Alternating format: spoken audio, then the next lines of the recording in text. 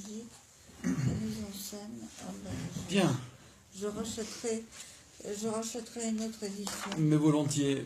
Bonsoir à tous et à tous. Bonsoir à vous qui, susceptibles de suivre en direct, vont nous rejoindre. Et merci à celles et ceux qui nous rejoindront ici, à tous ceux qui nous ont fait l'amitié d'être là ce soir. Le Tartuffe de Molière, vous avez présent au creux de l'oreille, et l'intrigue et les vers dignes d'être, on va dire, installés dans notre panthéon mémoriel et moralisateur. Tartuffe, c'est un personnage, un dévot, un hypocrite, qui, usant de la crédulité de ses hôtes, et notamment d'un maître de maison très naïf, et qu'il adore véritablement, eh bien, entend soutirer des intérêts majeurs, dont la succession et la fille de l'hôte en question. Il y a notamment à l'acte 3, à la troisième scène du troisième acte, je dirais le point d'orgue de la tartufferie, puisque Tartuffe essaye de séduire Elmire, qui est l'épouse, alors que celui-ci lui a promis sa fille, l'épouse de son hôte. Et vous pourrez observer tout le glissement qui fait que le masque tombe,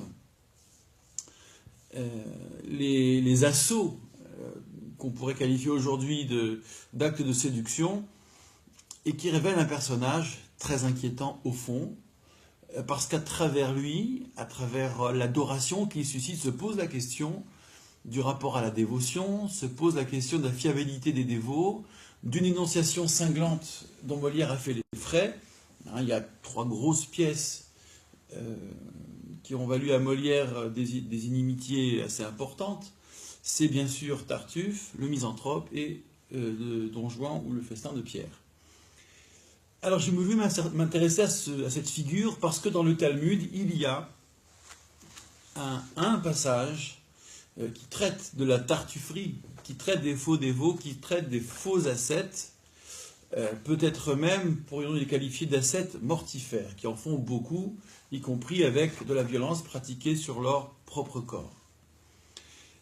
Et ceux-ci vont nous faire rire pendant un temps, nous inquiéter pendant un second temps, nous faire rire parce que les comportements, compte tenu de ce que les cœurs renferment, sont passablement ridicules, et nous inquiéter parce qu'à travers eux, la question du désintéressement de nos actes va se poser. Le passage que j'ai retenu, pour cette étude qui va se faire en au moins 2 séances, peut-être plus, tout dépendra de la nature de nos débats et de leur portée, se trouve dans le traité Sota. Donc nous sommes dans le Talmud de Babylone. J'évoquerai le Talmud de Jérusalem sur ce même thème d'ailleurs, pour faire une comparaison. Le Talmud de Babylone est grosso modo quasiment achevé au VIe siècle et circule à partir de là jusqu'en Europe, sera commenté, abondamment commenté jusqu'à aujourd'hui, bien sûr. Au sein du Talmud de Babylone, c'est le traité Sota à la page 22b, d'où est prélevé ce passage. Et si vous nous avez fait l'amitié de télécharger ou de consulter le support que nous avons préparé à cet effet, vous trouverez en première page ce schéma où se retrouve alors, la page de Talmud en question, 22b, traité Sota, surligné en bleu le passage de Talmud en lettres carrées qui nous intéresse, en rose le commentaire de Rashi, Rashi de Troyes, donc 11e siècle, vous avez en marge un timbre qui circule d'ailleurs, qui représente Rashi, qui est une fierté nationale et régionale, en jaune, surligné en jaune, 2 commentaires d'un même groupe d'auteurs qu'on appelle les Tosfot en hébreu, on dit volontiers Tosafistes en français, et la période des Tosfot commence avec les petits-fils de Rashi, donc ça court du 11e au 14e siècle, essentiellement en France, en Allemagne, mais même éventuellement au-delà, notamment outre-Manche. Nous verrons que dans un style bien à eux, le travail des Tosfot a cela de singulier, qu'il vient souvent attaquer Rashi de manière frontale. Et la mise en page qui est ici, qui elle est très, très, très tardive, beaucoup plus proche de nous, la mise en page Vilna, les aura mis en regard systématiquement. Mais enfin, pour vous aider, si vous n'êtes pas adepte des lettres carrées ou de l'écriture Rashi, et qui plus est sans voyelle ni ponctuation, nous sommes permis de reproduire le passage en page 2, Alors, je n'ai pas eu le loisir d'y ajouter les voyelles, néanmoins, il y a la ponctuation, et puis une traduction personnelle du passage en question. En page 3, c'est le commentaire de Rashi. En page 2, le commentaire des Tosfot dans une police plus lisible, mise en page plus lisible. Donc voilà comment nous pouvons procéder. Tous les débats sont possibles, bien sûr. Nous aurons aujourd'hui à appréhender ce passage, le situer dans son contexte, à essayer de soulever, peut-être même de régler ces incohérences, enfin les incohérences apparentes. Il y a des réglages un peu difficiles à opérer au sein du passage même, ou ce passage par rapport à d'autres passages qui lui font écho, dans le Talmud de Babylone ou le Talmud de Jérusalem par exemple. Et puis aussi, nous aurons à le mettre en perspective. Je voudrais que l'on puisse sortir à terme de l'échantillon de Talmud qui est sous nos yeux pour y revenir et en tirer des enseignements forts pour notre époque, par exemple. Bien que chaque siècle a cet Tartuffe, et que l'on touche là, je pense, à une figure universelle. Malheureusement, on peut bien sûr le déplorer, une figure quasi universelle, transversale, qui se retrouverait à peu près dans toutes les cultures. Néanmoins, épingler les Tartuffes, c'est parfois croustillant, et c'est ce par quoi nous allons commencer maintenant. Alors, le Talmud, le passage que j'ai prélevé, se trouve donc dans le 3e chapitre du traité Sota. J'ai indiqué la page 22b, mais ce passage réagit, commente en fait un point d'une Mishnah. Je rappelle qu'au niveau de la tradition orale, la mise à l'écrit se fait au niveau du 1er siècle, et l'œuvre de la Mishnah se compile sur la base de ces petits textes mis à l'écrit et véhiculés ainsi au milieu donc du 2e siècle.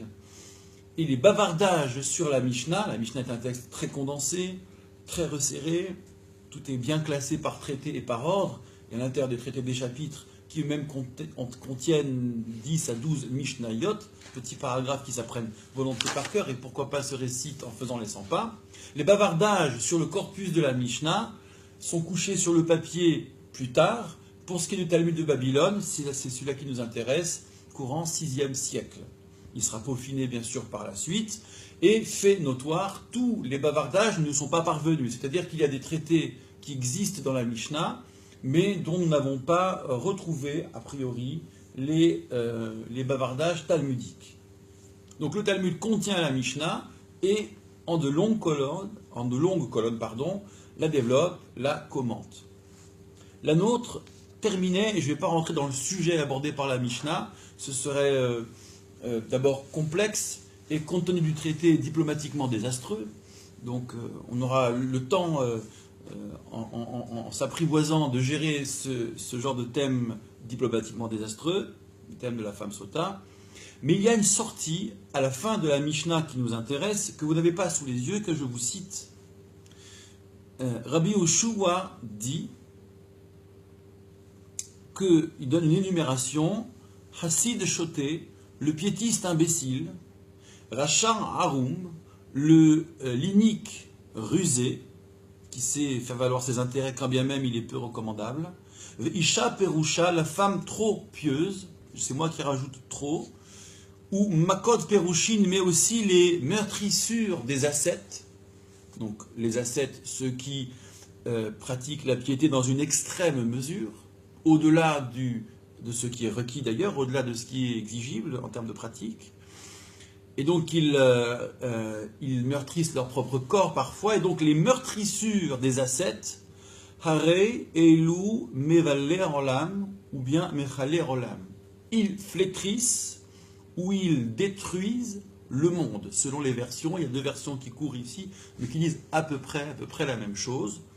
Donc cette série de gens, on l'a compris, qui rusent avec la religion, avec la pratique, qui rusent avec la naïveté des gens aussi, eh bien cela abîme le monde, voire le détruisent.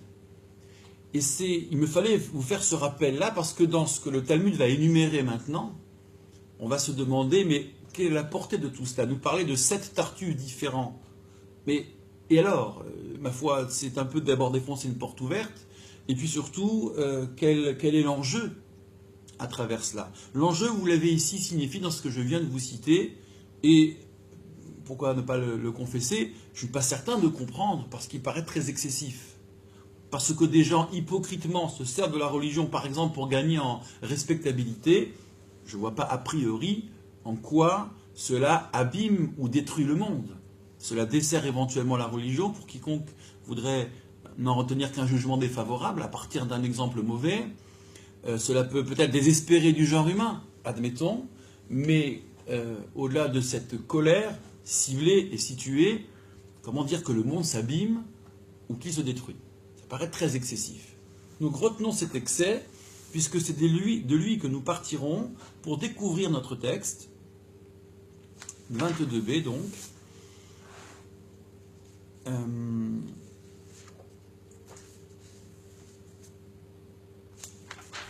Alors, je prends comme vous, à la fois ma Gemara normale, personnelle, et à la fois le support que je vous ai préparé avec bonheur, avec joie et avec plaisir.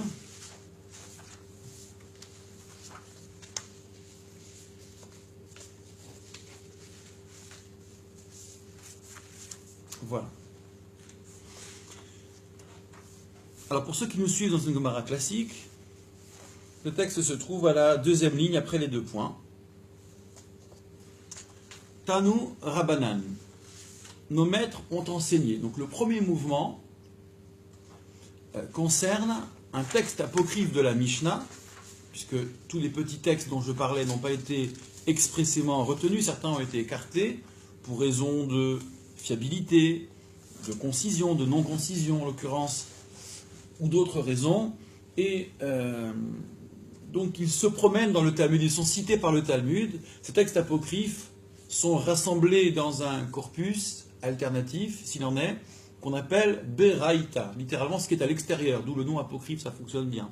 Ce n'est pas le seul corpus du genre, c'est le plus usité, en tous les cas dans le bavardage talmudique, le plus cité, et c'est le cas ici. On va donc découvrir une Beraïta, qui commence par ces mots Tanu Rabbanan, nos maîtres ont enseigné, 2 points ouvrez les guillemets.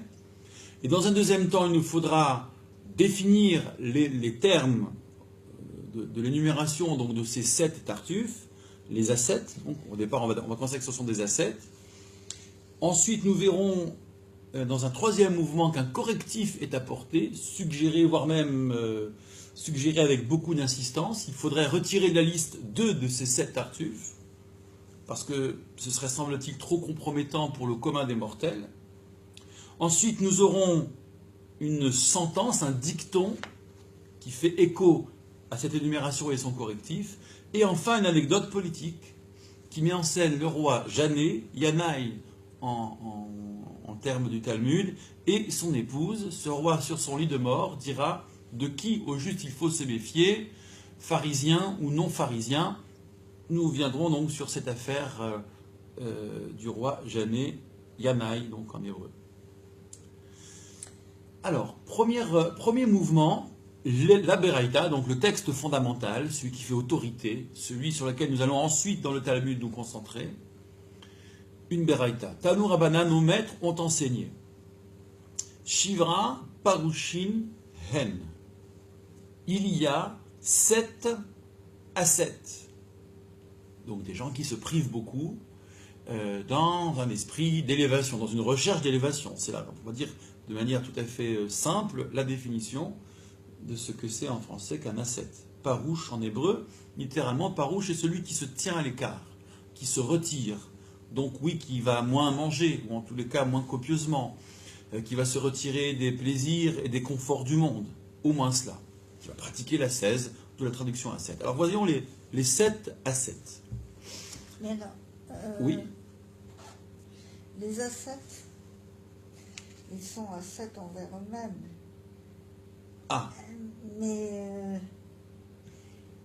en quoi le Tartuffe, il impose à d'autres de suivre ses préceptes?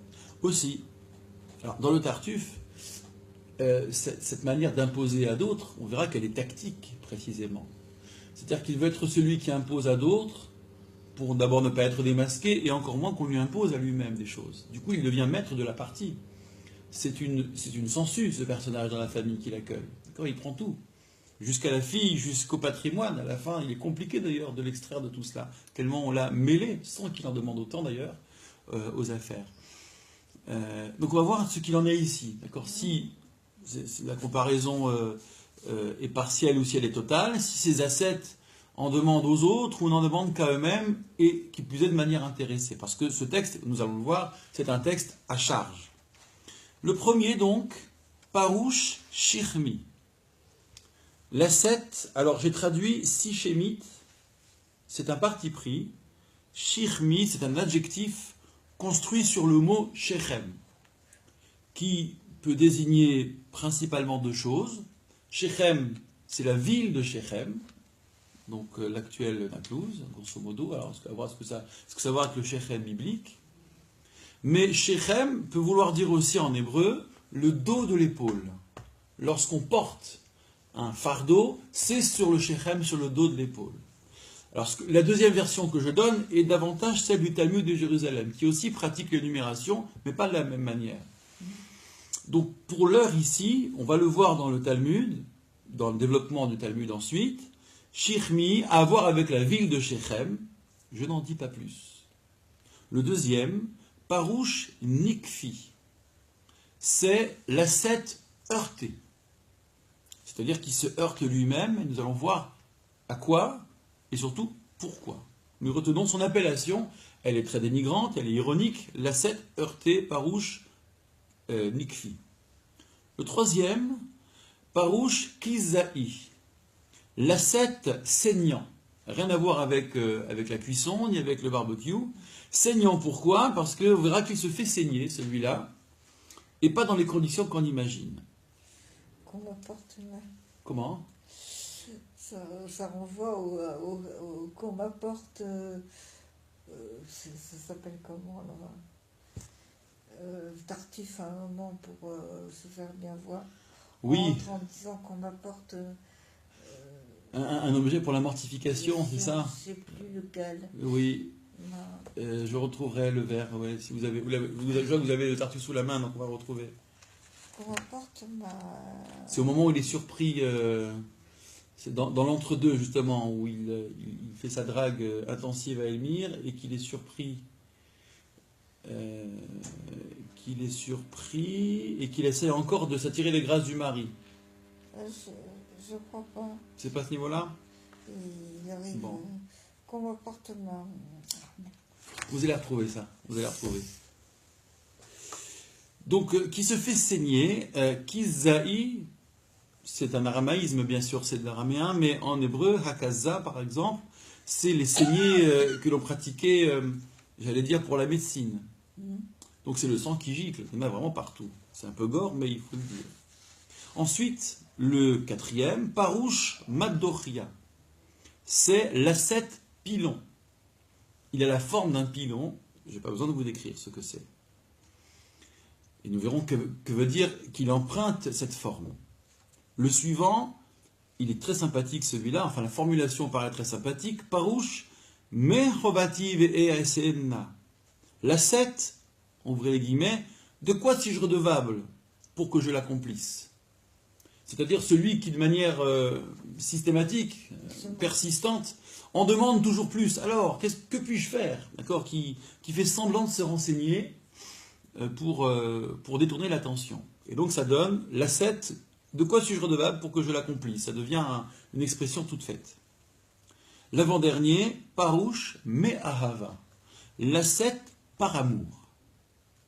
Alors, c'est ambigu, parce qu'a priori, agir par amour, alors de qui ou de quoi?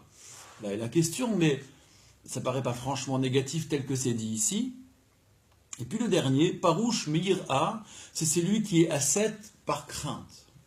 Et il est vrai que dans le langage de la piété, on est tellement habitué à mentionner et l'amour et la crainte comme étant les deux grands registres ou les deux grands moteurs de la relation de l'homme au divin, par exemple, qu'on voit mal comment ces termes détournés deviendraient des modalités de l'hypocrisie. Puisque, et là la braïta est ici terminée, vous avez ici dans l'énumération uniquement des portraits négatifs, des ascètes qui n'en sont pas, qui pratiquent d'une manière ou d'une autre l'hypocrisie, nous essaierons de voir d'ailleurs si ça peut s'éclaircir comment le système se compose, comment ce propos-là fonctionne de manière systémique. Quoi qu'il en soit, la version du Talmud de Jérusalem les traduit différemment, en introduit d'autres, et dans la liste, on ne va pas l'évoquer maintenant, on le fera plus tard, notamment à travers le commentaire des Tosfot, la liste présente donc des ascètes hypocrites, répréhensibles, mais aussi des ascètes exemplaires. Par exemple, l'ascète par amour, il s'agira d'Abraham, et il n'y a pas meilleur ascète que celui-là, dit par ailleurs le Talmud de Jérusalem. Mais nous ne nous occupons pas de cette deuxième version, on va se concentrer sur celle-ci et comprendre sa cohérence. Donc pour le moment, je n'ai fait que lire et traduire, je n'ai pas dit grand-chose. C'est le Talmud, c'est le deuxième mouvement maintenant qui va se charger de les prendre un par un et d'expliquer ce qu'ils sont, ce qu'ils font. Et là, il nous faut être très attentifs. Retour donc, deuxième mouvement, retour sur le premier des 7, Parouche Shirmi, l'ascète sichémite. Alors j'ai pris cette traduction parce que le Talmud nous dit Ze harose maase shechem. C'est celui qui pratique les actes de Shechem. Alors, de quel Shechem s'agit-il et quels sont ces actes, les actes de Shechem? Ça renvoie, vous vous en souvenez peut-être, à l'épisode biblique qui sera lu d'ailleurs dans pas très longtemps, c'est le moins qu'on puisse dire, où Jacob donc séjourne pas loin de Shechem et sa fille Dina sort pour voir les filles du pays, les filles de la terre, et est appréhendée par un prince de Shechem, de cette cité, qui est une cité royaume, et le prince viole Dina et demande ensuite à l'épouser. Il est fou amoureux d'elle. Les frères de Dina vont ruminer leur vengeance, vont demander, c'est un complot bien sûr, un complot des fils d'Israël, vont proposer aux habitants, au roi de Shechem, donc le père du prince criminel, vont lui proposer de s'allier, de fusionner, comme on dirait aujourd'hui, en pratiquant la circoncision, ou plus exactement, va pour la fusion, mais la condition sine qua non, c'est que tous les hommes de votre ville pratiquent la circoncision. Évidemment, c'est une ruse, puisque d'abord le roi va convaincre tout le monde de pratiquer la circoncision, va faire valoir les intérêts qu'on pourrait retirer de cette fusion. Je vous renvoie donc au texte biblique pour ça, à la paracha. Et au troisième jour après la circoncision, le jour le plus douloureux, le jour où on ne peut pas se battre, et pour cause, les frères de Dina, les enfants de Jacob, vont fondre sur toute la population, exécuter tout le monde, passer tout le monde par le fil de l'épée. Jacob prendra cela en mauvaise grâce, dira à ses fils qu'il le mettent en difficulté par rapport à ses voisins, ce qui évidemment peut s'entendre, et les fils lui répondent par l'affect, est-ce qu'on peut traiter de la sorte comme une vulgaire prostituée? Et encore, la vulgarité vient précisément donc du contrevenant, c'est pas un jugement sur les prostituées a priori. Est-ce qu'on peut ainsi traiter notre sœur? Donc c'est la vendetta, c'est la vengeance. Et c'est tout ce qu'ils opposent à Jacob, qui lui essaye de voir un peu plus loin. Bref, ce débat qui est un peu pénible, je vous l'accorde, nous a permis, donc en le résumant, de nous interroger sur qu'est-ce que c'est que Marassé Shechem. Ils ont fait quoi au juste? C'est-à-dire que on comprend que la circoncision, ce beau geste dans le contexte, et compte tenu de ce qui était demandé, ce beau geste était tout à fait intéressé. Seulement voilà, j'attire votre attention sur le fait que dans ce résumé que je viens de faire, et vous le trouvez pareil dans le récit biblique, il y a des motivations différentes. Pour le père qui fait la circoncision, le roi lui-même, il lui faut calmer l'affaire et se racheter une dignité. Parce que son fils a mal agi. Pour le fils, lui ce qui l'intéresse, c'est sans doute la dignité, le préoccupe, en tout cas peut-être finira par le préoccuper. Mais c'est d'abord et avant tout Dina qu'il veut. Il veut une femme. Et pas n'importe laquelle ici. Et puis les habitants de Shechem, on peut s'interroger sur leur motivation. C'est soit l'obéissance à l'autorité, qui peut-être pourrait les malmener, donc c'est une crainte très concrète du sujet devant le tyran, ou encore les arguments peut-être de Shechem ont fait mouche, et ces Hébreux qui ont des bêtes, qui ont donc du patrimoine, qui ont de la richesse, plus exactement, qui ont du savoir-faire, c'est peut-être pas plus mal de ne faire qu'un seul peuple. Quoi qu'il en soit, ce qui m'ennuie ici, ce serait la relative imprécision de l'adjectif shirmi. Si un ascète sichémite, c'est celui qui pratique les actes de Shechem, sous-entendu, qui fait les choses avec un intérêt précis, mais qui les fait quand même pour gagner, donc il pratique l'ascèse, il en fait plus pour un intérêt précis, j'aimerais savoir quelle est la nature de cet intérêt, le degré de ce non-désintéressement, en fonction de ce à quoi on se rattache dans le récit. Est-ce que c'est de l'argent? Est-ce que c'est une femme? Est-ce que c'est de la respectabilité? En fonction de ce à quoi on se rattache dans le récit, je n'aurai pas le même portrait d'ascète. J'avoue, pour l'heure, qu'il y a une relative confusion, une incertitude qui pourrait trouver sa résolution dans une difficulté postérieure. Je ne vous en dis pas plus. Retenons simplement l'imprécision qui, en première analyse, pèse sur cette définition du premier des ascètes, l'ascète sichémite. Le deuxième à présent, donc c'est la troisième ligne de notre page 2, Parouche Nikfi, l'ascète heurté. Alors, voici ce que dit le Talmud, heurté qui, quoi, comment, Zé Hamnakef et Raglav. C'est celui qui heurte ses pieds. Évidemment, on est un petit peu en peine, il heurte ses pieds, ça veut dire quoi? C'est que sa démarche par trop ascétique pour le coup, c'est-à-dire il fait des petits pas, il marche près du sol, ou en tous les cas peut-être dans une posture qui laisse entendre l'extrême piété, qui laisse avoir l'extrême piété, fait que, c'est par exemple le commentaire de Rashi, mais il y a d'autres possibilités. Il marche de sorte que son pouce, son orteil, donc, touche le talon. Donc il fait des pas très resserrés pour avoir l'air humble, pour avoir l'air modeste. Ça, c'est ce que dira Rashi. Donc par exemple, d'autres vont dire qu'il heurte ses pieds parce que, notamment, Rav Nissim Gaon, d'autres vont dire qu'il heurte ses pieds parce qu'il marche beaucoup pour aller très loin. C'est celui qui fait des longues distances. Des longues distances pour aller faire une belle action. Et donc il montre par là, grand voyageur, prêt à en découdre avec les kilomètres, qu'il est un très grand ascète. Seulement il se fait mal aux pieds. Ensuite, vous trouverez, alors ça c'est assez intéressant, à partir d'une traduction possible de Menakef, qui veut dire aussi éventuellement tenir un carnet de comptabilité, tenir des comptes. Pinkas, par exemple, c'est le carnet de comptabilité. Et donc le Meiri, qui est donc un maître médiéval de Provence, va dire, eh bien, c'est celui...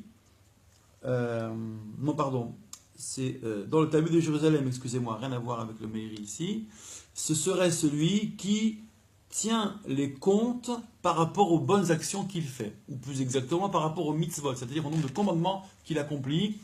Il a cette vision comptable, et évidemment elle est détestable, parce que ça n'a pas tellement de sens, ça donne une pratique complètement calculatoire, mais vous voyez donc entre ces différentes définitions, l'histoire des petits pas, ou bien des pas nombreux, ou encore, j'ai envie de dire des pas perdus, ou encore de la pratique comptable, de l'approche comptable de la pratique, on est sur des profils différents, avec des degrés d'incrimination différents. Donc ce flou va peut-être nous perturber, notamment dans notre démarche de vouloir les situer tous les uns par rapport aux autres en système. Pourquoi ces sept-là et pourquoi pas d'autres? Je poursuis néanmoins. Là, le troisième est assez drôlatique. Pérouche Kizaï, l'ascète saignant. Alors qu'est-ce que ça veut dire? C'est un des maîtres qui va nous éclairer. Amar Rav Nachman bar Yitzhak. Rav Nachman bar Yitzhak enseigne Zei Hamakiz Dam la Ketalim. C'est celui qui fait gicler le sang sur les murs ou vers les murs. Celui qui fait gicler le sang sur les murs ou vers les murs. Alors là aussi, j'ai pu collecter quelques définitions sympathiques, enfin quelques éclaircissements sympathiques. Il y a celui qui rase les murs parce qu'il ne veut pas croiser les gens qu'il jugerait trop impurs par rapport à lui. Donc ça, c'est un commentateur médiéval espagnol, Rabbeinu Nissim, le Ran, en acrostiche. Donc le gars rase les murs, et à force, il se prend la tête sur les murs, et le sang de sa tête ou de son corps, que sais-je, va gicler sur les murs. Donc c'est pas simplement ridicule. Tout cela pourquoi? Pour ne pas croiser les autres, pour se donner l'image, parce que c'est bien d'une image ici qu'il s'agit, de celui qui est trop pur pour se mêler à la foule. Il y a ensuite d'autres qui, notamment un talmudiste médiéval italien, le Harur, l'auteur du Sefer qui s'appelle Harur, qui nous dit, c'est qu'il s'habille, non, ça viendra plus tard, c'est dans le Talmud de Jérusalem, excusez-moi, qu'il y a l'autre définition que je voudrais vous proposer, c'est celui qui tient les comptes des mitzvot qu'il fait par rapport cette fois-ci à ses transgressions. Donc dans le Talmud de Jérusalem, c'est toujours la vision comptable, donc rien à voir avec le sang sur les murs, donc je ne fais que citer, non pour comparer, ou en tout cas non pour éclaircir, mais que vous sachiez que le kizzaï, donc l'asset saignant, peut vouloir dire ici autre chose, ça peut se traduire donc asset comptable, mais qui lui a deux colonnes. Il y a les transgressions, donc autant de points négatifs, et les mitzvot, les commandements accomplis, et ainsi donc il espère que on va dire, la charge négative de ces transgressions sera absorbée par la charge positive des commandements qu'il aurait accomplis. Donc c'est tout aussi absurde que la simple vision comptable des mérites accumulés dans une colonne, le cas précédent selon le Talmud de Jérusalem. J'en arrive donc au... alors oui, excusez-moi, sur le saignant, il y a aussi le commentaire de Rashi, on aura peut-être l'occasion de le voir dans le texte, c'est selon vos besoins et vos envies, qui nous dit c'est l'homme qui ne veut pas croiser les femmes, par exemple, qui veut montrer qu'il est très sobre en la matière, très précautionneux, et donc, ne voulant pas les croiser, il rase les murs, et là encore, en détournant le regard, il se prend la tête contre les murs et fait gicler son sang sur les murs. Vous voyez que l'ironie atteint un certain paroxysme ici. Le suivant, c'est l'asset pilon, Parouche Maddoria. Alors c'est un autre maître qui nous éclaire. Amaraba bar Shela dim Shadpa ki Maddoria nous enseigne un certain Rabba, fils de Shela, rien à voir avec Shela que vous savez, c'est qu'il est courbé, cet homme, comme un pilon. Donc on imagine le pilon retourné, avec l'extrémité lisse mais courbée à la fois. Eh bien cet homme, de loin, il ressemble à un pilon. C'est-à-dire qu'il a une démarche complètement contrit, repliée sur lui, pour avoir l'allure de l'extrême piété. Alors certains font remarquer que, par ailleurs, le Talmud, plus tard repris par Shulchan Aruch, nous enseigne que c'est bon de marcher, sinon replié, mais en tous les cas pas de manière trop droite, ou la tête trop dressée, comme pour signifier la désinvolture. Non, la démarche, à défaut d'être désinvolte, devrait plutôt être humble, et donc moins marquée par la désinvolture. Alors ici, voici que cet homme est courbé, que diable lui reproche-t-on? Au fond, il ne fait qu'appliquer ce principe, ou cette invitation à adopter une posture plus modeste. On pourrait aisément répondre que dans son cas précis, c'est l'insincérité qui est gênante, pas tant la posture en tant que telle, qui est recommandée, ou en tout cas qu'on est invité à tenter. Non, simplement, il le fait de manière intéressée et hypocrite. Voici pourquoi il figure dans cette auguste liste de nos tartuffes. D'autres vont expliquer, notamment le Harur, donc ce sage italien que je citais par erreur tout à l'heure, 12e siècle, 11-12e siècle, que cet homme s'habille, ou plutôt se couvre, pour ne pas être en contact avec les autres, réputés impurs. Donc c'est un peu comme tout à l'heure avec le Ran sur le Kizaï, sur le saignant, ou encore, donc, il s'habille, certes, et donc il ressemble à un pilon, il est tout enveloppé, il est tout lisse de l'extérieur, c'est ça l'idée. Il s'habille, certes, mais pour avoir une tenue d'un pieux extrême, une tenue qui semble signifier par les codes qu'il est plus pieux que la moyenne, donc c'est pur orgueil le concernant. Alors, le suivant, donc qui est l'avant-avant-dernier, Perouche, Marchovati Ve'eresenna. L'ascète qui dit tout le temps de quoi suis-je redevable que je l'accomplisse. Et là, le Talmud ne comprend pas très bien ce qu'il fait dans cette liste.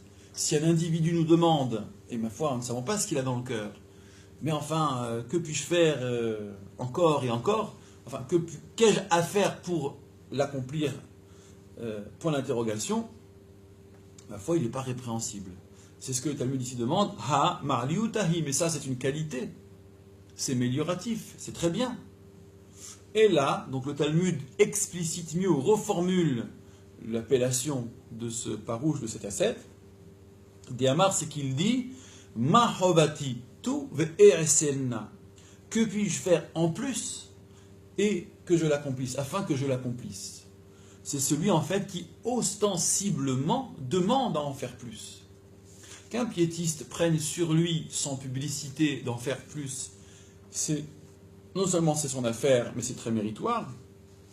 Par contre, sans avoir l'air de s'en vanter, mais en redemander ostensiblement plus, évidemment, ce comportement-là peut paraître louche, et donc, ici, dans notre contexte, tomber sous le coup de faux dévots, sous l'appellation de faux dévots. Dans le Talmud de Jérusalem, c'est encore autre chose, c'est celui qui dit quelle est ma dette, non pas mon obligation, mais en quoi ai-je manqué, que j'ai à réparer, que j'ai à faire, ou plutôt, que puis-je faire comme autre mitzvah, comme autre commandement pour compenser ce que j'ai raté. Donc on est un peu dans l'histoire de la comparaison entre les deux colonnes, sauf qu'ici il n'y a pas de vision comptable, mais disons, en tout cas pas directement, mais c'est surtout qu'il voudrait, et il le dit en l'exprimant, résorber et quoi faire avec. Bon. Quoi faire pour résorber le négatif.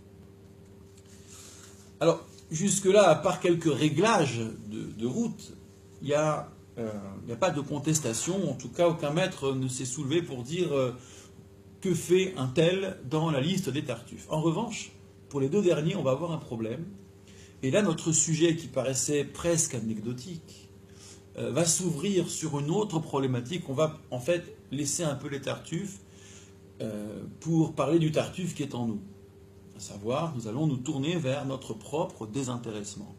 Regardez plutôt, sur les deux derniers ascètes, que j'ai appelés, oui, volontiers tartuffe, il s'agissait donc parouche mais ahava, celui qui est ascète par amour, et parouche mais ira, celui qui est ascète par crainte. Je n'avais pas défini, le Talmud d'ailleurs ne l'a pas fait, je n'avais pas défini ces deux-là, quelle crainte, quel amour. Alors vous avez là aussi pléthore de tentatives chez les commentateurs médiévaux, je vais vous en donner quelques-uns, pour Rachi par exemple. C'est celui qui agit, c'est un petit peu d'ailleurs délicat, celui qui agit par l'amour du salaire des commandements. Donc en fait, quand on dit ascète par amour, il faut entendre amour, attachement au salaire des commandements. Bon. Est-ce que c'est un mal? Est-ce que ça fait de nous un hypocrite? Notamment, n'est précisément pas calculateur, il n'utilise pas la foule pour arriver à ses fins. Il n'utilise pas l'opinion, les gens. C'est entre lui et lui-même. Simplement, il est motivé par un certain amour, un amour médiocre, somme toute, un amour qui en fait signifie un intérêt, certes spirituel, certes dans l'autre monde ou dans l'arrière-monde, mais en tous les cas, qui réduit la pureté de son acte, voire qui la détruit. Par contre, la crainte, d'après Rachi, c'est celui qui a peur du châtiment des commandements.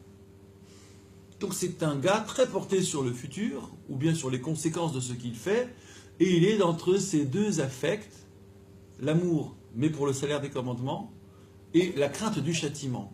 En même temps, parfois un commandement positif se voit assorti d'un salaire, ou en tout cas le principe existe, il est signifié, et toujours en même temps, les châtiments apparaissent dans le récit biblique, dans le fil de la Torah, et développés ensuite dans le Talmud, la tradition orale. Donc ces notions sont là. Pourquoi les développer si nous devions les ignorer? Ça paraît un peu dur, un peu fort. Mais enfin, Rachi, en tout cas, cette grille de lecture, nous essaierons peut-être de la mettre en balancement avec d'autres grilles de lecture. Par exemple, ce maître espagnol, médiéval espagnol, Rabbeinu Nissim, le Ran, que j'ai déjà cité, il va dire ici, non, c'est l'amour ici de quelqu'un.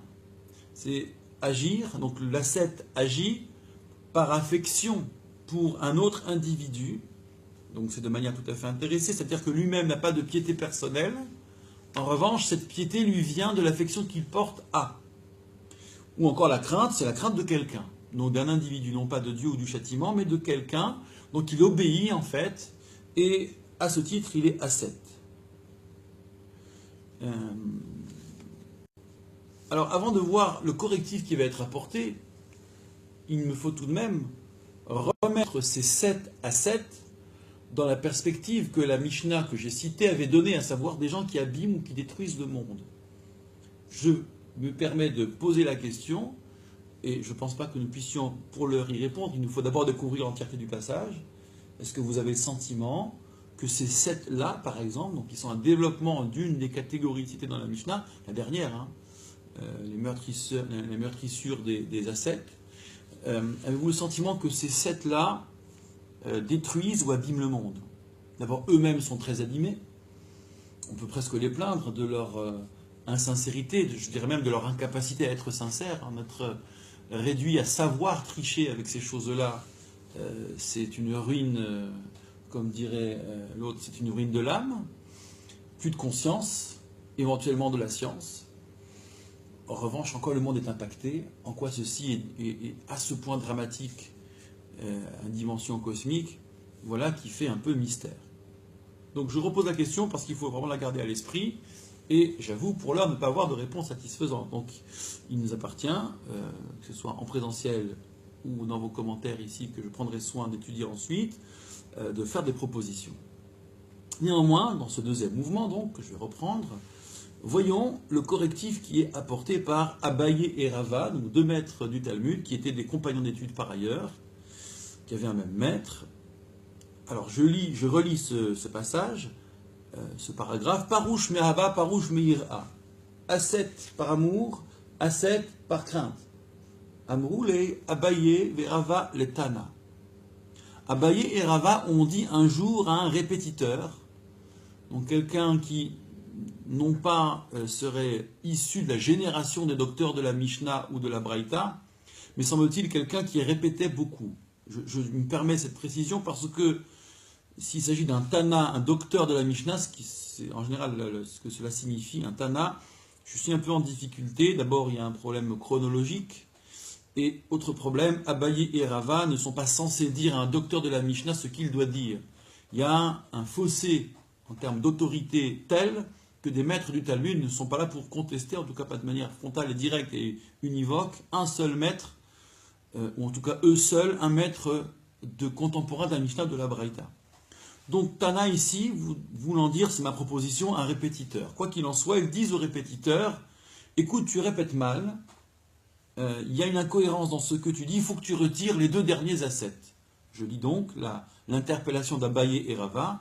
La titne parouch me ahava, parouch me ira. S'il te plaît, n'enseigne plus, ni l'ascète par amour, ni l'ascète par la crainte.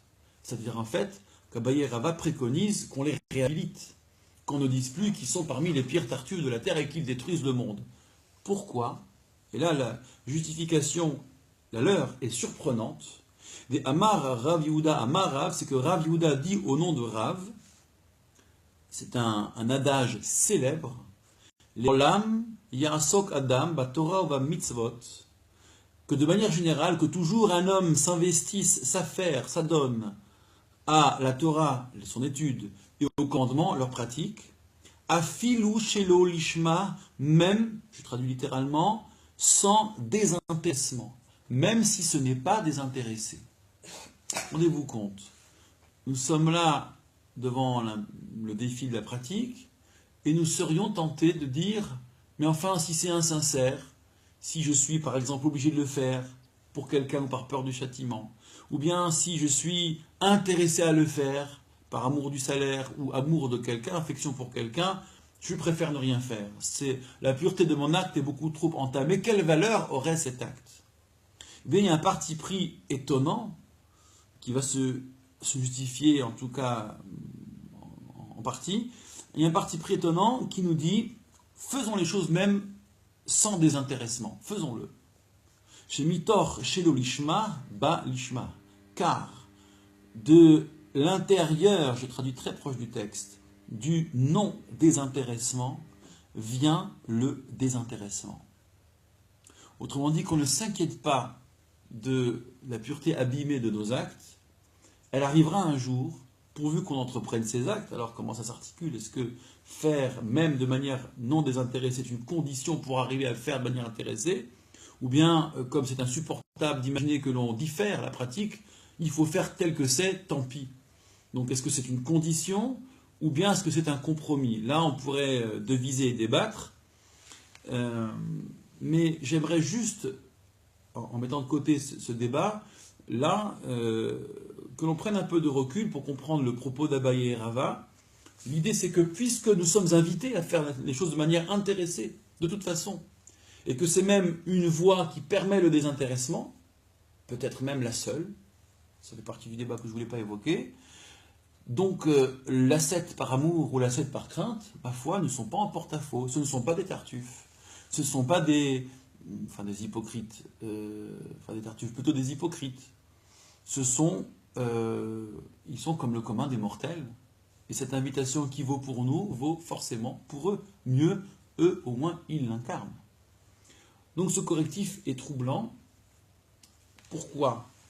Parce que si on évacue Parouche Meira, Parouche Me Ahava, on peut se demander à juste titre pourquoi est-ce qu'on n'a pas évacué les autres. C'est-à-dire que parmi les 5 premiers, si on n'en retire que les 2 derniers, parmi les 5 premiers, alors bien sûr il y a les tricheurs, ceux qui prennent l'habit, ceux qui, comment dire, oui. Ils disent pas qu'ils sont tricheurs. Ouais, Clairement. ils jouent sur l'image, certains. La plupart jouent sur l'image pour se prévaloir d'eux. Ouais.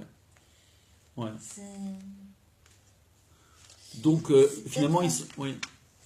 Un abus de pouvoir, mais c'est peut-être pour se donner de l'importance. Mais... Très bien. Donc, se donner l'importance. On va revenir sur la notion d'abus de pouvoir parce que c'est intéressant. Et là, on est dans le sujet du Tartuffe, justement. Puisque l'enjeu, c'est quand même le pouvoir. Ouais, si le religieux ici, et le Tartuffe en est un, n'a pas le pouvoir politique, il a le pouvoir symbolique. Dans la pièce de Molière, le Tartuffe n'est pas encore le maître de maison, mais il tend à le devenir par la faveur de son pouvoir symbolique. Il l'est, en fait, puisque c'est... Oui. C'est lui qui a le pouvoir. Le retournement n'est qu'une reprise du pouvoir. Mais... Il parle par la bouche d'Orgon. C'est l'argot. Oui. Il ne parle pas sa bouche et puis il monte les uns contre les autres. Ouais. Hein. Non seulement il a le pouvoir symbolique, mais il est habile. Et d'autant plus qu'il est mal intentionné. Bon. Il ressemble à Détritus. Oui, pas mal. Oui. Aussi. Oui. Donc, résultat ici, vous faites bien de pointer que plutôt que des tricheurs, ce sont des gens qui utilisent l'image de leur extrême piété sous différentes formes, ou différents modes opératoires.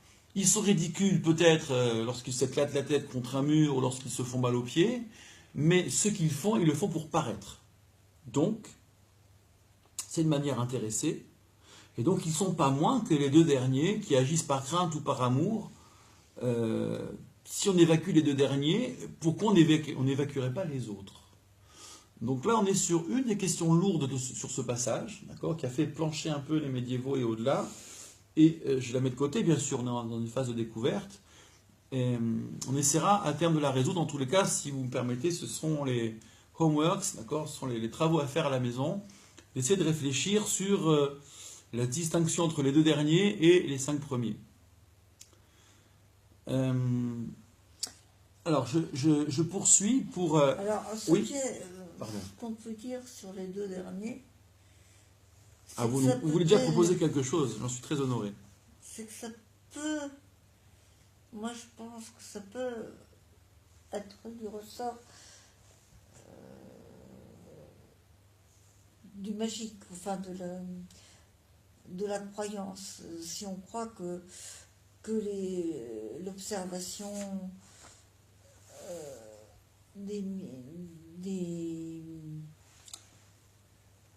l'observation de la loi peut vous porter malheur ou bonheur. Vous voulez dire qu'il y a un contexte de superstition, c'est ça que vous voulez dire? Bien sûr. Desquels ils savent user et abuser. Bien sûr. Tout ça ne va pas. C'est à ça que ça fait penser. Oui, c'est le mot superstition que je cherchais. Alors, merci pour cette remarque qui va nous permettre de construire notre puzzle, bien sûr. Je vais poursuivre donc la première découverte de ce passage, de la fin de notre référence d'aujourd'hui.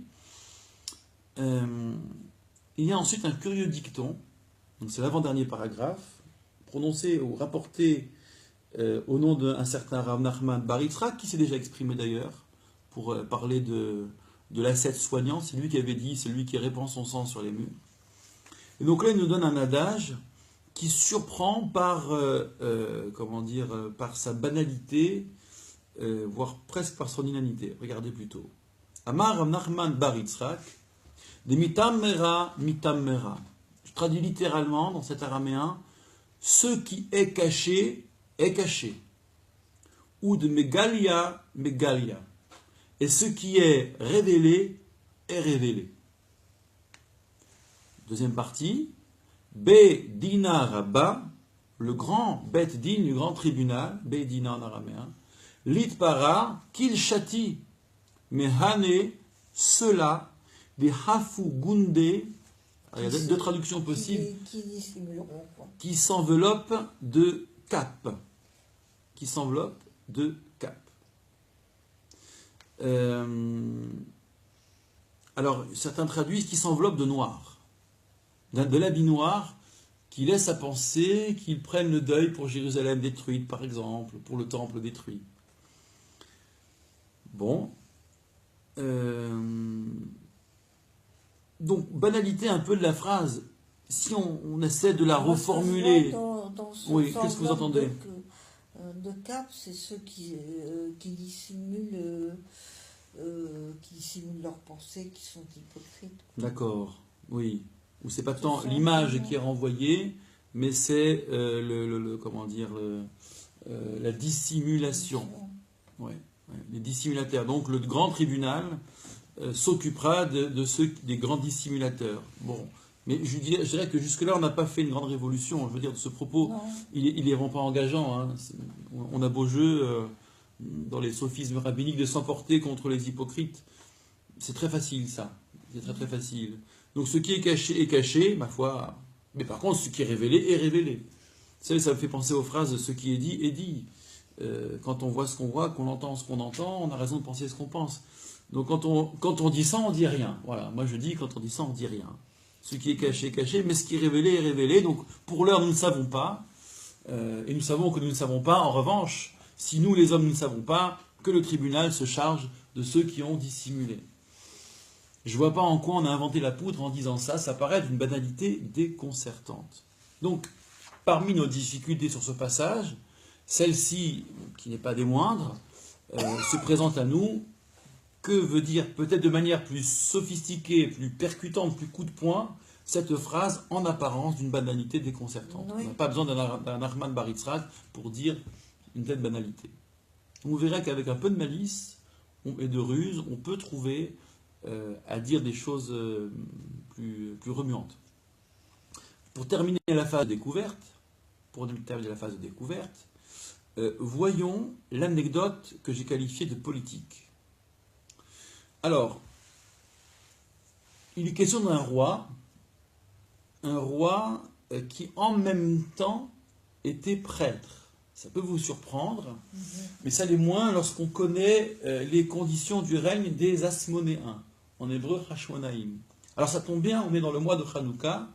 Hanouka, donc, c'est l'histoire, la révolte qui nous a valu la fête de Hanouka.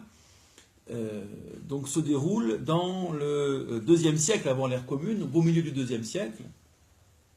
C'est-à-dire qu'après les conquêtes d'Alexandre le Grand, Alexandre le Grand meurt sans héritier, et ce sont ses généraux qui, en conflit l'un avec l'autre, se partagent son empire. C'est Diadoc. Et la dynastie régnante sur la Judée, qui pour le coup aura perdu son autonomie, c'est celle qui descend d'un certain Séleucos, c'est la dynastie des Séleucides. Révolte de Hanouka par ces prêtres de l'ombre qui vont prendre le maquis et qui, depuis Modi'in, vont réussir à bouter l'ennemi séleucide de Jérusalem et refonder un royaume. Cette famille s'appelle par ailleurs les Hashmonaïm, mais ce sont des prêtres, des Kohanim, Kohen. Des prêtres qui ont pris les armes. Et au-delà de leur exploit, et du fameux miracle que nous commémorons pendant 8 jours à Hanouka, de la fiole d'huile qui devait durer 1 jour et qui a duré 8 jours, au-delà de cet exploit, il y a surtout l'instauration d'une nouvelle dynastie royale. On n'avait plus de roi depuis officiellement la toute fin, même un tout petit peu après, du premier temple. Donc on n'avait plus de roi, et voilà qu'on renoue avec ça. C'est une restauration en bonne et due forme. Seulement voilà, ce sont les prêtres qui vont garder le trône. Puisqu'ils ont fait la guerre, puisqu'ils ont conduit la révolte, ils vont conserver ce trône. C'est à peu près un siècle, cette dynastie qui va très très mal finir, puisque ces ressortissants seront ou morts au combat, ou réduits en esclavage. Tant et si bien que de notoriété, quiconque invoquait ses ancêtres asmonéens illustres, on savait, dit le Talmud, qu'il était en fait fils d'esclave. Donc c'était terrible. Le bilan est assez mitigé, c'est le moins qu'on puisse dire. Ils sont notamment les Asmonéens responsables de la venue de Rome sur le territoire, puisque c'était un allié si puissant qu'il permettait d'échapper à la pression, j'allais dire tectonique, géopolitique des royaumes de la région. Quoi qu'il en soit, l'un d'entre eux, Janet, est mourant dans l'anecdote dont il est question ici. Il est en fin de vie. Et son problème est le suivant, c'est que roi et Kohen Gadol, les grands prêtres en même temps, il avait basculé Sédouki sadducéen. Alors qu'est-ce que c'est que les sadducéens? C'est l'occasion de faire une petite précision de vocabulaire, d'ailleurs sur nos parouchim, nos ascètes, dont la traduction exacte serait les pharisiens. Sadok, qui est la figure que revendiquaient les sadducéens, Tsedoukim, donc Sadok donne Tsedoukim, est un disciple d'un très grand maître qui s'appelait Antignos, maître de Socho, Antigone, maître de Socho, et qui enseigne notamment, tenez-vous bien, c'est pas un hasard si je ramène son enseignement, on le trouve dans les Maximes des Pères, ne soyez pas tels des serviteurs servant le maître à la condition de recevoir un salaire, mais soyez plutôt tels des serviteurs servant le maître sans la condition de recevoir un salaire.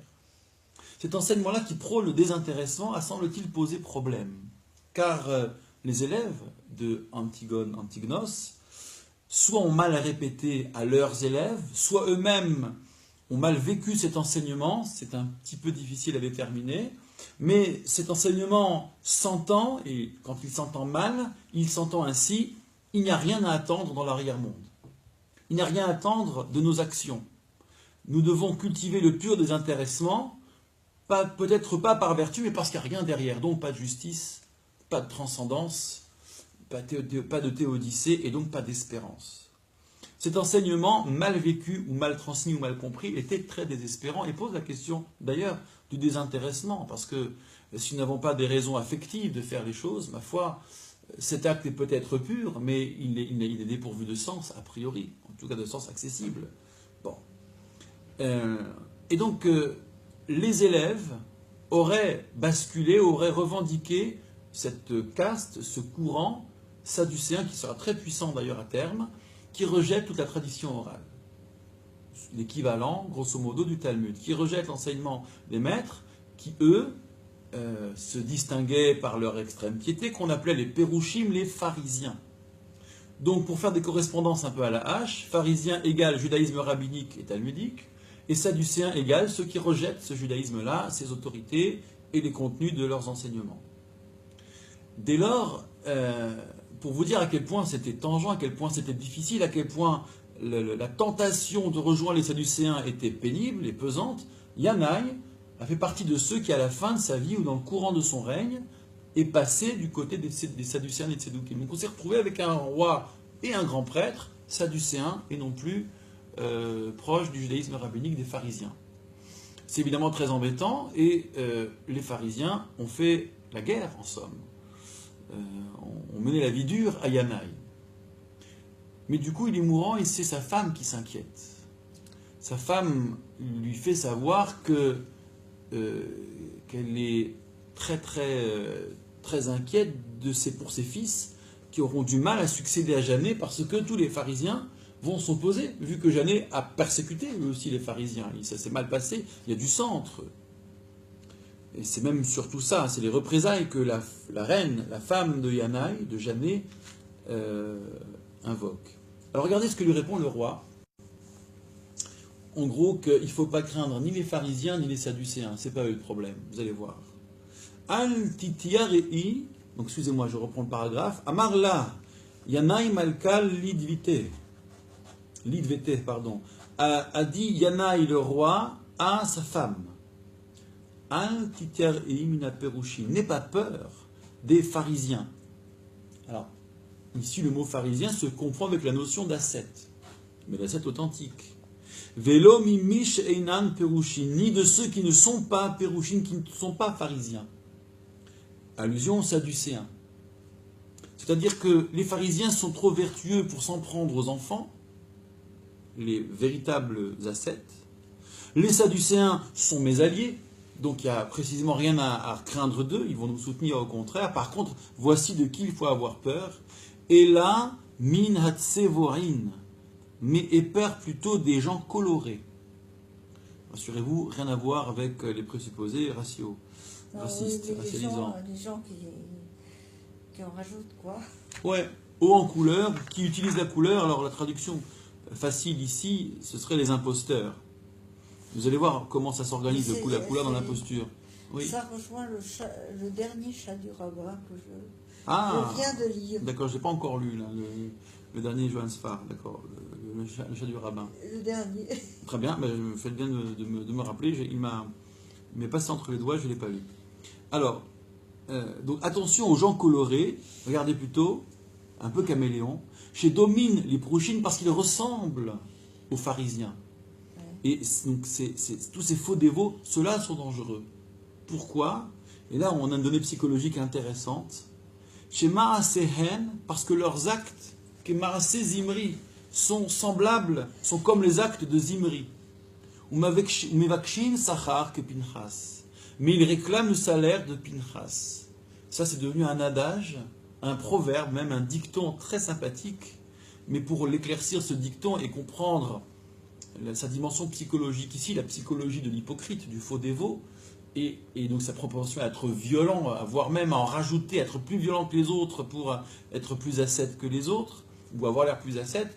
Pour le comprendre, donc, il faut que je vous rappelle qui est Zimri, qui est Pinchas, c'est ce qu'ils ont fait.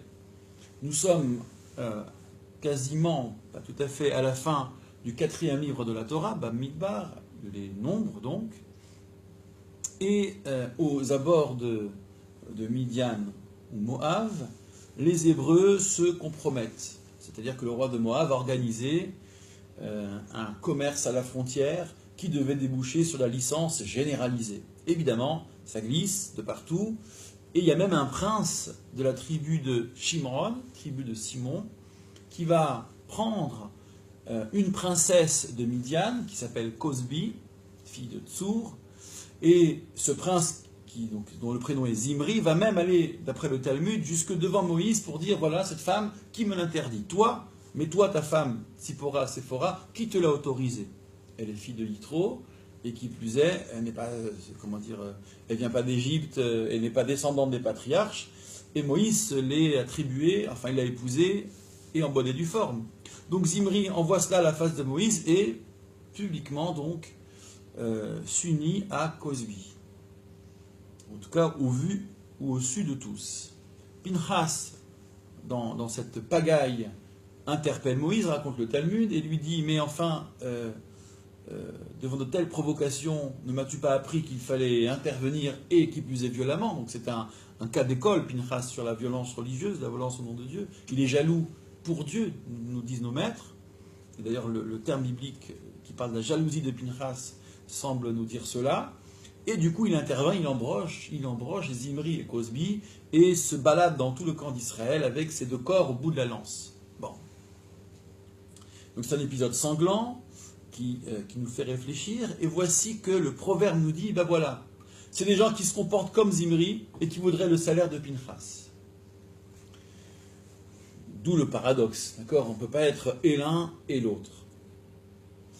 Alors, avant de critiquer cette phrase, ou en tous les cas son utilité, son utilisation ici, juste un peu de recul, voici ce que Jané a dit à sa femme. N'aie pas peur des gens qui sont authentiques avec eux-mêmes. Qu'ils soient pharisiens, alors que les pharisiens sont nos ennemis, qui pourraient nous en vouloir, mais ils sont réglo, ils ne s'en prendront pas aux enfants. Qu'ils soient sadducéens, qui eux sont nos alliés, a priori, sauf à à trop bien comprendre la phrase de Talleyrand, occupez-vous de mes amis, je me charge de mes ennemis, a priori, il n'y a rien à craindre ni de l'un ni de l'autre. Par contre, il y a à craindre des hypocrites, de ceux qui jouent les pharisiens et qui n'en sont pas. Et comment est dénoncée cette hypocrisie? Marcène que Marcé Zimri, leurs actes sont ceux de Zimri, et pourtant ils réclament le salaire de Pinchas.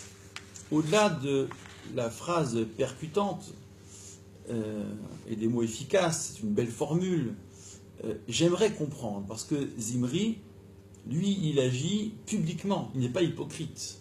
Et ces hypocrites-là ne pratiquent pas la provocation de Zimri, n'ont pas son courage d'ailleurs.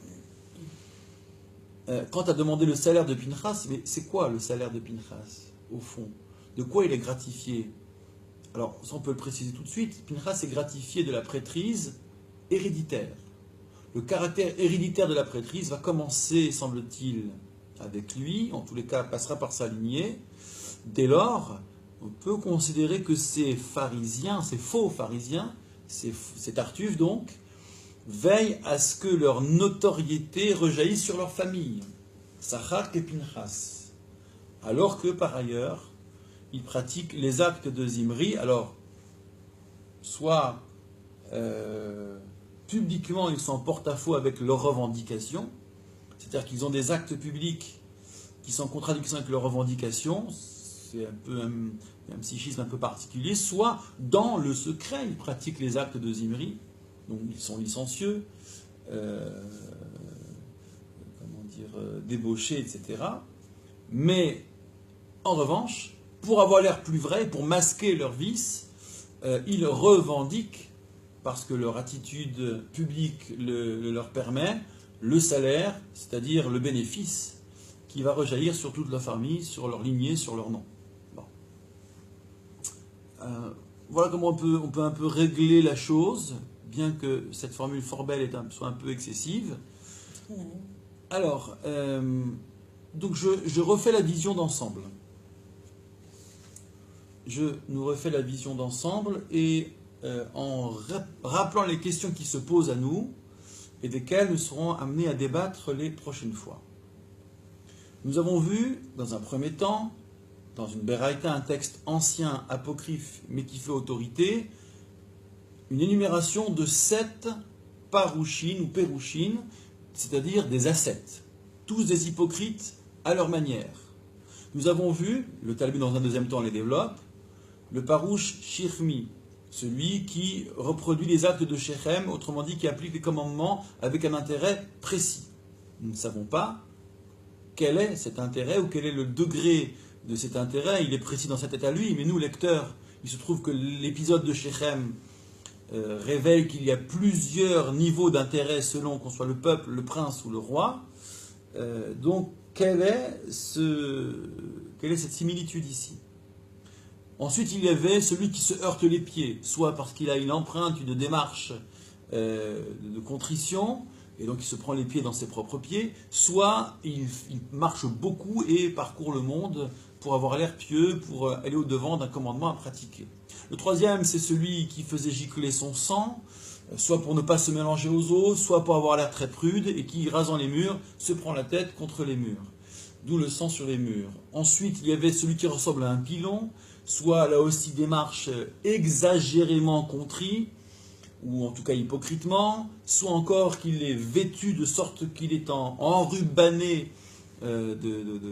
et apprêté comme un pieu, et on le prend pour tel, donc il utilise l'image, mais donc hypocrite. Enfin, ou ensuite, celui qui dit, mais que puis-je faire, de quoi suis-je redevable pour l'accomplir?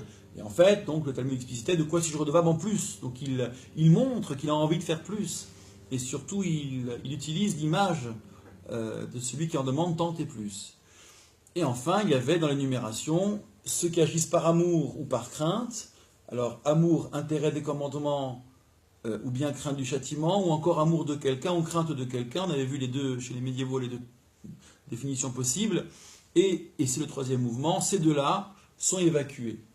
Évacués parce qu'au fond, nous sommes invités, c'est un dicton qui allait dans ce sens, un adage, à agir de manière intéressée, c'est-à-dire sans désintéressement, chez nous l'ishma littéralement. Nous sommes invités à le faire car c'est depuis cette démarche que viendra la démarche intéressée, disait l'adage.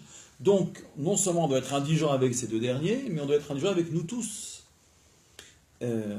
Et la difficulté interne au texte, c'est la deuxième question qui se pose, c'est qu'en évacuant ces deux derniers, au fond, la présence des autres dans la blacklist des Tartuffes n'est plus légitime non plus. Eux aussi, ils sont intéressés à leur manière. Alors, qu'est-ce qu'il y a en plus chez eux? Peut-être l'hypocrisie. L'hypocrisie volontaire. Je pourrais proposer cette première distinction, bien que je ne voudrais pas vous retirer la tâche d'y réfléchir pour la prochaine séance qui aura lieu dans 2 semaines. Ensuite, nous avons vu 2 annexes. D'abord, un dicton trop banal pour être, disons, pertinent. Ce qui est caché est caché, révélé, révélé. Le tribunal eh bien, révélera les tricheries et l'hypocrisie. Ceux qui s'enveloppent de capes, soit qui vêtissent le noir pour avoir l'air de prendre le deuil pour Jérusalem, ou bien de capes pour porter les franges, les tzitzit, et donc avoir l'air plus pieux que la moyenne. Puis enfin l'anecdote politique, Jeannet qui dit à sa femme, sur son lit de mort, alors qu'il est passé sadducéen, « N'aie pas peur de mes alliés, n'aie pas peur de mes ennemis héréditaires, mes ennemis que j'ai persécutés, les pharisiens, mais aie plutôt peur de ceux qui se font passer pour des pharisiens, eux sont le véritable danger. » Je dirais qu'à ce stade-là, la boucle semble être bouclée, ce roi dit à sa femme qu'elle doit avoir peur pour son règne, le règne de ses enfants, et donc la stabilité du royaume, pas seulement la conservation du pouvoir, de ceux qui sont hypocrites. Quelque part, ça rejoint un peu, au moins en écho, mais même d'un peu loin, l'idée que ces hypocrites, ces Tartuffes, détruisent ou abîment le monde. Donc, je résume nos 3 questions, enfin, la batterie de questions, l'incertitude sur Shirmi, le fait de retirer les 2 derniers qui nous mettent en difficulté par rapport aux 5 premiers, même si on a proposé quelque chose sur les hypocrites volontaires. La banalité de la sentence qui est le 3e mouvement. Et puis je dirais, ultime question, comment le monde est abîmé et détruit par tout cela. Voilà. Donc c'est dès le départ la première remarque, le caractère excessif de nos Tartuffes, en tout cas du jugement, des conséquences de la tartufferie de nos Tartuffes. Allez, une dernière question en toile de fond sur laquelle nous devrions pouvoir débattre, c'est la question du désintéressement. On a évacué les 2 derniers, Parouche Mava, Parouche Meira, Asset par amour et par crainte. Mais tous nous aimons, tous nous craignons. Ils nous ressemblent beaucoup. C'est pourquoi il fallait les évacuer, sans quoi... C'est ça qui est le plus difficile. De quoi donc? D'imaginer le désintéressement? Eh oui. Qu'est-ce que ça veut dire un acte désintéressé? Un acte absurde? Ça peut être un acte absurde et ça peut être... Oui. Je dirais même que, allez, si on pousse jusqu'à André Gide dans l'introduction sur Saint-Exupéry, sur Vol de nuit, qui reprenant un peu le personnage, ce pilote qui voyage, disait que le bonheur, en substance, je le cite mal, mais procède de l'accomplissement d'un devoir. Il n'y a de bonheur que dans l'accomplissement d'un devoir. Mais précisément, quand j'accomplis un devoir et que j'en ai au moins la satisfaction, sans forcément rechercher ce fameux bonheur, donc j'agis de manière intéressée. De toute façon. De quoi devrions-nous nous déconnecter pour dire « Ah, cet acte est pur ». Nous savons ce que nous faisons, forcément nous avons des affects, nous sommes, pour être, comme disait le Tartuffe, pour être dévot, je n'en suis pas moins homme, et ici, être homme et ne pas être un ange, il le confiera aussi à Elmire, le Tartuffe. Nous ne sommes pas des anges et nous ne sommes que des hommes, dès lors nous avons des affects. Et est-ce qu'on peut agir sans amour et sans crainte?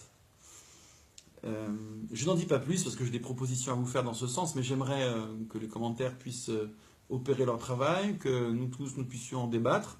Donc pardon pour la forme un peu magistrale de ce premier décryptage.